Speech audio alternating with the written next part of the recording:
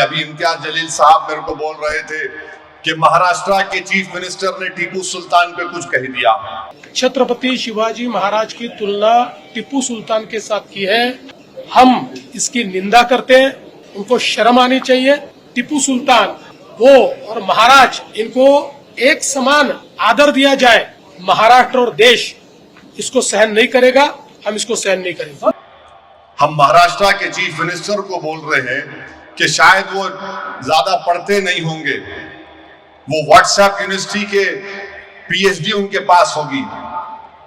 भारत का जब पहला संविधान बनाया गया था, उस संविधान को बाबा साहेब अम्बेडकर ने बनाया। जितने संविधान सभा में लोग थे, नेहरू की साइन, सरदार पटेल की साइन, बाबा साहेब अम्बेडकर की साइन, जितने उसमें थे सबने साइन किया।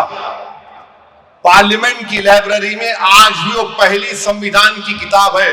मैं इम्तियाज जलील को जब एमपी थे पार्लियामेंट की लाइब्रेरी में ले जाकर दिखाया था, इधर आओ देखो। और उस पहली संविधान की किताब में इस मुल्क की तारीख में जो नुमाया शख्सियतें थी उनकी तस्वीर हैं। राम, सीता, लक्ष्मण की है,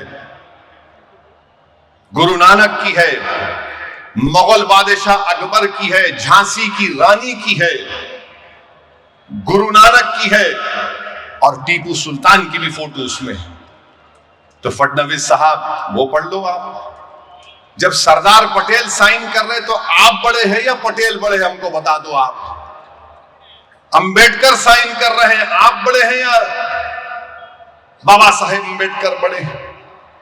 अच्छा, दूसरी बात, जब 1799 में टीपू सुल्तान की शहादत हुई, अंग्रेजों से लड़कर टीपू की शहादत हुई, जेल में बैठकर टीपू तुम्हारे वीर की तरह 6-6 लव लेटर नहीं लिखा अंग्रेजों को मैं माफ कर दो, तुम जो बोले मैं करता हूं। टीपू तलवार लेकर अपने मुल्क को अंग्रेजों से आजाद कराने के लिए शहीद हो गया। और अंग्रेजों को टीपू से इतना डर था कि 1.5 घंटे तक टीपू की लाश पड़ी रही।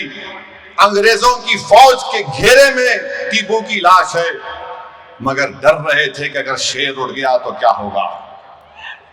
जब जाकर देखे तो टीपू का जिस्म गर्म था।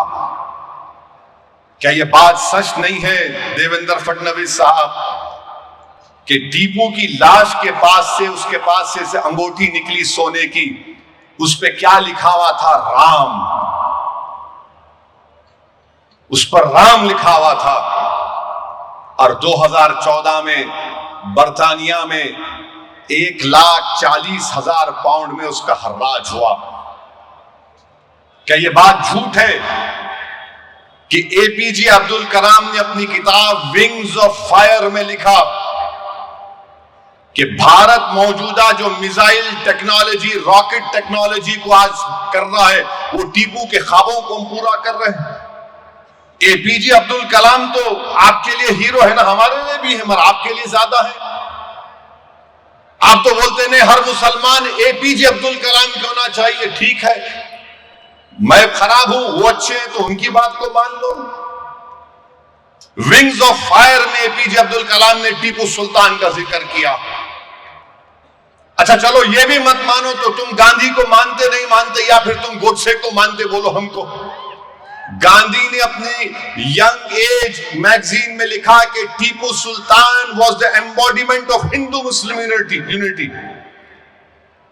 यानी वो टीपू सुल्तान हिंदू और मुसलमानों में मोहब्बत का यकजाई था। अब क्या गांधी को झूठा बोलेंगे? आप मेरे को बोल सकते हैं? क्या टीपू सुल्तान ने श्रीनगरी मठ में फौज आई थी? कहां से आई थी? फडणवीस बोलेंगे आपको, मैं बोलूंगा तो फिर। फौज आकर सोने का एक पुतला था उस मंदिर में, लूट के लेके चले गए, शारदा देवी का। टीपू ने वहां पर मंदिर को तामीर करवाया, ग्रांट लिखे। 1791 जुलाई 6 को टीपू ने खत लिखा था मेलकोटे को। मेलकोटे की मंदिर के बारे में उसमें लिखा गया, आज भी जाकर देख सकते। बादशाह था टीपू, टीपू डेमोक्रेट नहीं था। बादशाह और जमहूरियत में फर्क होता है। आप इख्तिलाफ करो टीपू से, मगर यह बोलना कि नहीं टीपू इतना दुश्मन था। अरे हर बादशाह को सिर्फ अपनी ताकत से मतलब रहता था। वहां का इलेक्शन था, वोट डालने का मियार था, कुछ नहीं था। मगर तारीख को अगर आप तोड़ मोड़ के पेश करेंगे तो ये जरा हकीकत को पेश करना था। और क्या ये बात झूठ है या सच है, बताओ। अप्पाजी राम कौन थे? टीपू सुल्तान की फौज के कमांडर थे। ये भी बोलो आप झूठ है। टीपू सुल्तान के साथ थे ये लोग। उनके ट्रेजरर कौन थे? खाजिम कौन थे? कृष्णा राव। तो बीजेपी जो है इस तरह से तारीख को पेश करती कि नफरत पैदा कर दो। मगर भारत की पहली संविधान की किताब में टीपू की फोटो है या नहीं, बता दो। चलो, ये तो 1950 की बात कर रहा हूं। मेरे अजीज दोस्तों और बुजुर्गों, SIR होने वाला है। बिहार में हो गया, अब तेलंगाना में होगा और उसके बाद महाराष्ट्र में होगा। मैं हमारे तमाम अराकीन बल्दिया, महाराष्ट्र के सदर और जिम्मेदारों से अपील कर रहा हूं, तेलंगाना की आवाम से अपील कर रहा हूं कि SIR जब होगा, एक एक जेन्युइन नाम पूरा हमारा आना चाहिए। और याद रखिए, अगर आप अपने नाम को डलवाने में कोशिशें नहीं करेंगे, मजलिस रहबरी करेगी इंशाअल्लाह तेलंगाना में और महाराष्ट्र में भी। तो बीजेपी ये चाहती है कि NPR NRC के जरिए शहरियत ली जा सकती है। बीजेपी SIR के जरिए शहरियत छीनना चाहती है। अगर नाम नहीं आया तो प्रूफ करो तुम भारत के हो या नहीं हो। महाराष्ट्र के मुंबई का केस है सुप्रीम कोर्ट का केस है, कहता है कि इलेक्शन कमीशन को यह अख्तियार नहीं है कि आप किसी की सिटीजनशिप या शहरियत को साबित करें। मगर बीजेपी SIR ECI से कराकर ये कोशिश करना चाहती है। तो हमको पूरी मुस्तैदी के साथ और इत्तेहाद के साथ हमको अपने नामों का इंदराज करवाना है। तो SIR पर तवज्जो लीजिए।